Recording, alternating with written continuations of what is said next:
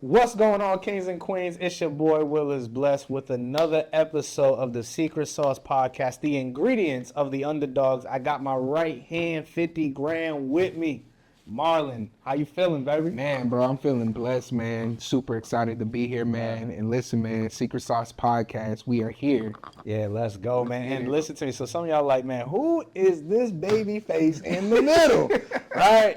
Listen to me, man. This is our dog. This is our brother, man. I'm telling you right now, this dude, man, here, man, you already know what it is, fam. I'm so super excited to have you here with us, man, today. And, man, this is Jeremy Funderburg, the GOAT, man. How you feeling, Jack? Man, I'm blessed, Kings, man. Thanks for having me on the platform. You already know, man. So, man, you already know, man, we had to get you on here, man, and just give that game to the people, man. There's a lot of, we literally created this podcast because there's a lot of underdogs out here, right? And, we've had this conversation in the past conferences that we went to, just people overlooking people, right? Mm-hmm. And so, I definitely think it's super beneficial to have you here today to speak about your expertise. But before we get into that expertise, Marlon, what question would you have for him to ask, like the journey-wise? Man, bro, I would love to just want to hear your backstory about just corporate America and just kind of what made you, you know what I'm saying, just take that leap into the brand you have built today from the ground up. Yeah, for sure. Yeah, man. Corporate America, my best friend.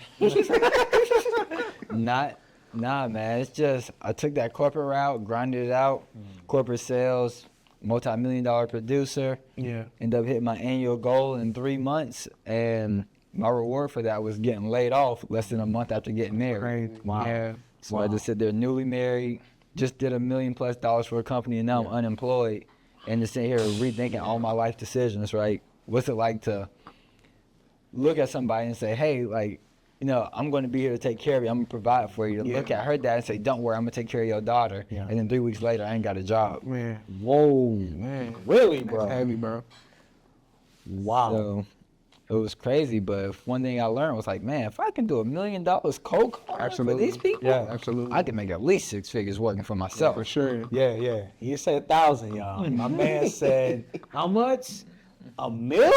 Yeah, $1 million, Bro, over $1 million. Yeah. Yeah, what's crazy is when they let me go, I was negotiating a deal for them that was going to be $1.8 million a month. Woo! They let me go a little too soon. Yeah, they did let you go a little too soon, man. So my thing is, how did you kind of transition and maneuver and kind of get in that mindset of entrepreneur to worker? Oh, that's good. Yeah, it was crazy. I usually give people the shortened version of my story because I actually didn't jump full-time to entrepreneurship after that. Yeah. I ended up taking the general sales manager role. Yeah. Actually at LA Fitness, and my boss, super cool. His boss, super racist. So every day I'm listening to him talking to my boss, saying racist stuff about me. I'm the general sales manager. I was getting paid less than minimum wage. I was getting $6 an hour as a general sales manager. Everybody that worked for me got paid more than me. So I was like, yo, this isn't the vibe. I got to switch it up. Start selling health insurance. Became a top producer. And then they laid off thousands of people. And I was like, all right, that's 2 layoffs. I ain't been married 6 months yet. So I was like, I feel more confident taking our financial future into my own hands instead of putting it in the hands of somebody that could care less about me and my family. Nah, bro. Man, so for you, man, what was going through your mind though? What was the mentality as you was going through that? Did you feel like, man, I was gonna catch a body? My wife would tell you, I was trying to post up at the job. Don't do it. Wow. But nah, man, you just feel like a failure. Yeah, bro.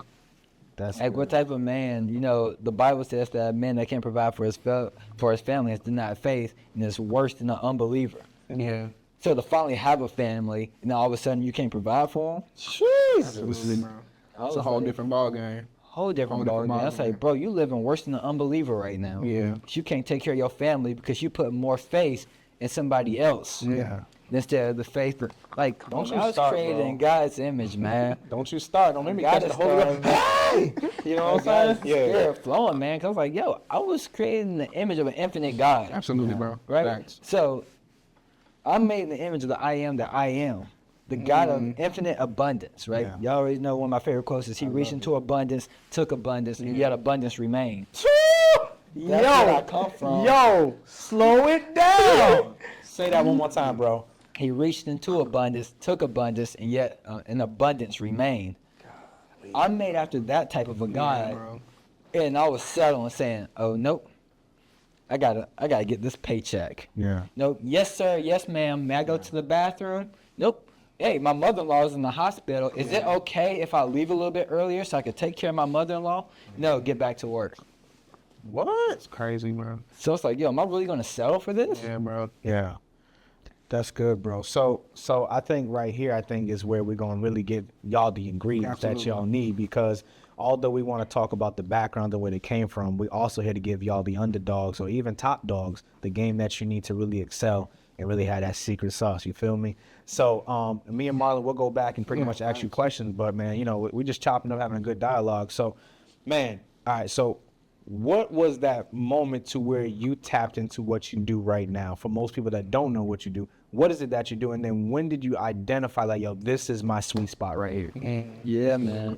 And it didn't even start off with that much clarity. Like I was just running a marketing company, right? When I was at LA Fitness, I ended up taking a course learning how to do marketing. I was like, all right, I can do this for myself. So I was like, you cold called and you did $1 million in sales. Now you know marketing, you can generate leads, you can close leads. It's like you'll never have a money problem. Yeah. So I started off doing that, and it got to the point where people was hitting me up. They're like, yo, bro, what's up? Do you work anymore? Yeah, bro, what you mean? And it was because there was a month where it's like the first week I was traveling, I was in Houston. The next week I was in St. Louis. The third week I was home. The fourth week I was at Disney. It's like, bro, we check your socials. You traveling all the time. Like, you don't even work no more. Yeah. That's like, bro, I still made $20,000 this month. Wow. And that's like, hold up. What? You've been traveling all month and you made 20 grand? Yeah. And you know, we get so caught up in this entrepreneur life, like we be thinking that's common. Yeah, exactly. Like, don't everybody work 10 hours a month and make $20,000? Yeah. So then people was like, yo, can you teach me how to do what you do? Yeah. And then that's how I got into the coaching space. Absolutely. And now I teach people how to turn their annual incomes into monthly incomes by doing one virtual event every single month. I love it, bro, man. And that's game, dude. I want to ask you this, Jay, like, right? When it comes to marketing, right, let's say that somebody wants to go in the marketing space, right? What are 3 steps that somebody needs to do to build their brand from the ground up? From a marketing standpoint. Man, just in the business standpoint in general, people got to start off with one, clarifying their message. Yeah. We all have a message. We need to clarify what that message is and then get that message out to the masses. And then we have to monetize that message. Yeah. So we create the message, get out to the masses, and then we got to monetize it. That's good. That's good. So we know never work the 40, Right. right? Like that's like never work the 40 to go. So if you want to leave your job, get with him, right? So like we know that you're known for definitely like going inside people's companies and then helping them to get their time back, right? What have you realized as you're in these companies, like one of the biggest struggles, and then how do you put them in a position to get those hours back to spend with their family? Absolutely. Like, if anybody knows me, like, I always talk about, like, we talked about brand. Right. I always say you got to know who you stand and what you stand for, but also what you stand against. Yeah. And one of the things I stand against is hustle culture, grind culture, solopreneurship. Yeah. Like, I don't believe in being a solopreneur, but I see so many people get caught up in that because they think, oh, if I have to pay somebody, that's less money than I can make. But really what you don't realize is if you have the team, the more people you pay, the more work can be done, the more money you can generate. Yeah. So people are so caught up trying to hold on to 100% of their grape instead of getting 50% of the watermelon.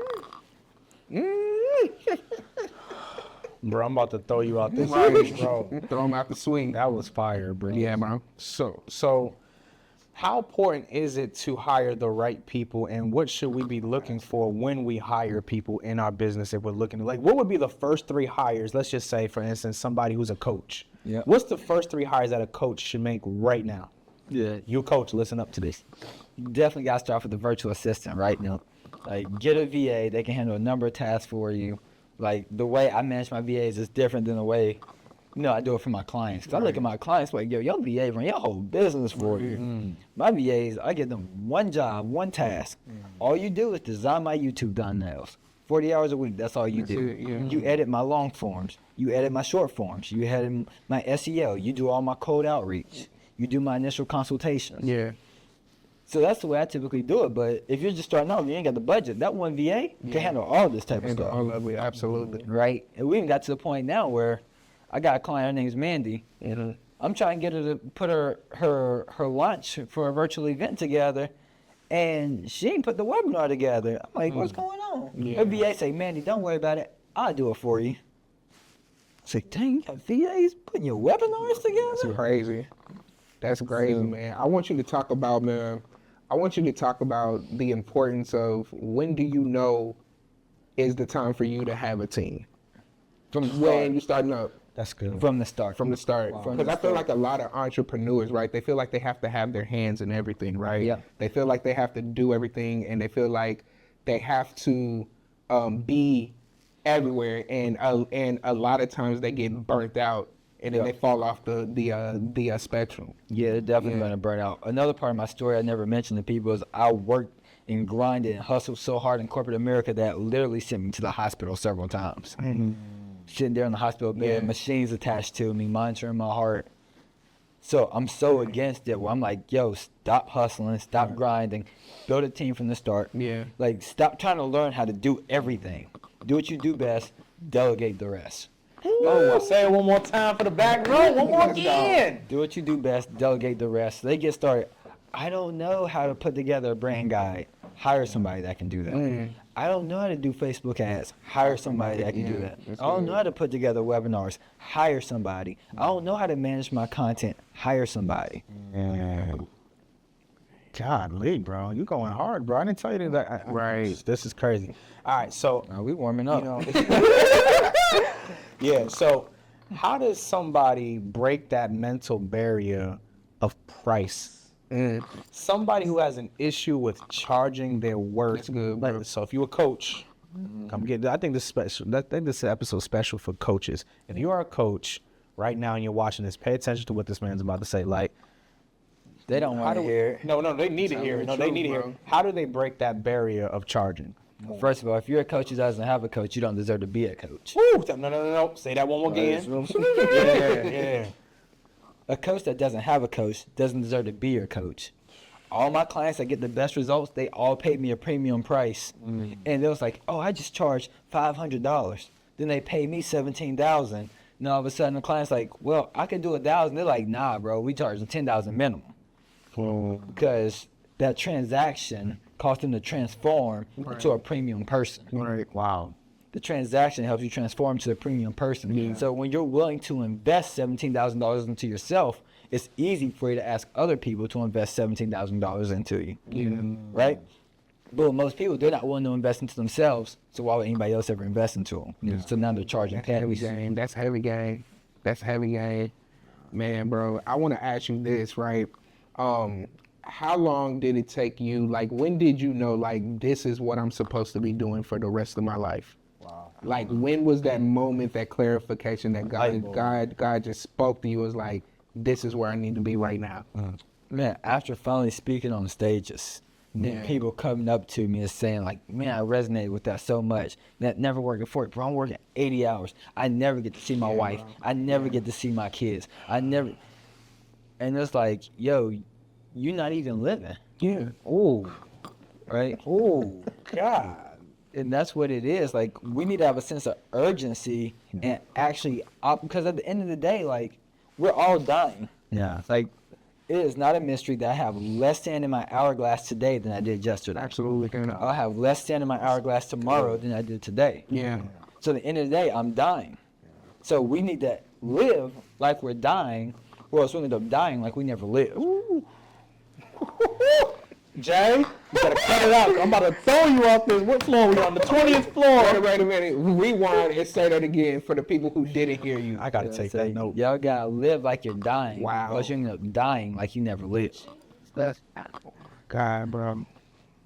Pin drop. I don't think there's Pin nothing else drop. that needs to Pin be said on this drop. podcast, bro.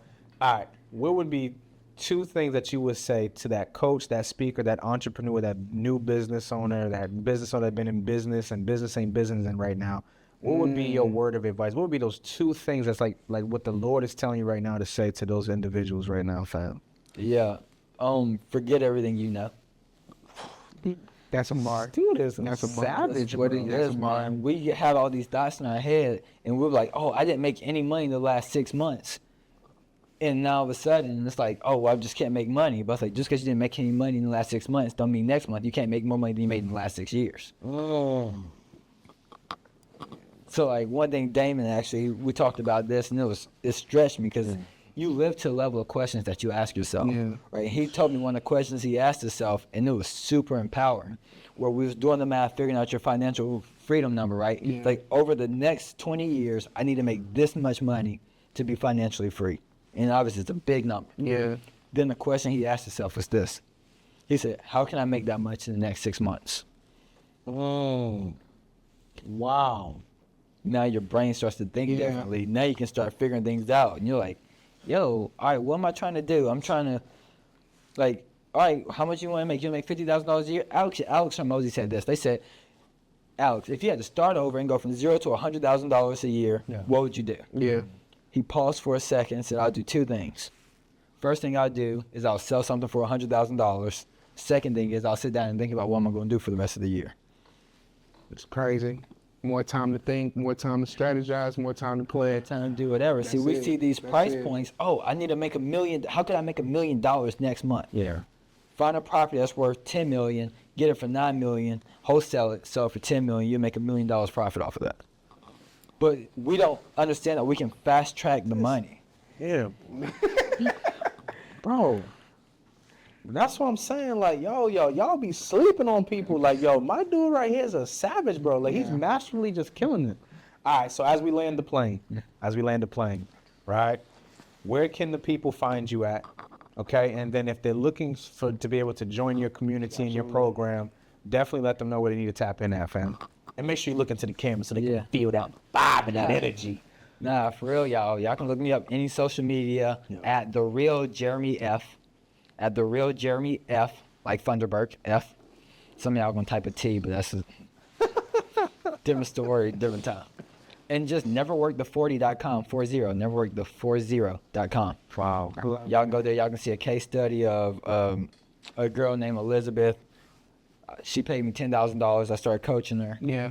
8 weeks after we started the program, she had $20,000 a day. Talk about it, man. Talk about it. $20 a day. So Talk y'all about can it, get the bro. case study, and if y'all resonate with it, then hit that calendar link, book a time to chat, and we'll have you get them same results. And Before we begin, man, before we end, man, I want to, what would you say to that person, right, who is debating on leaving their 9-to-5? They realize that the 40 ain't working for them. They realize that, they have a dream, they have a goal, they want to go into entrepreneurship full time. What would you say to that person? I feel like that person that's watching right now, they need that clarity.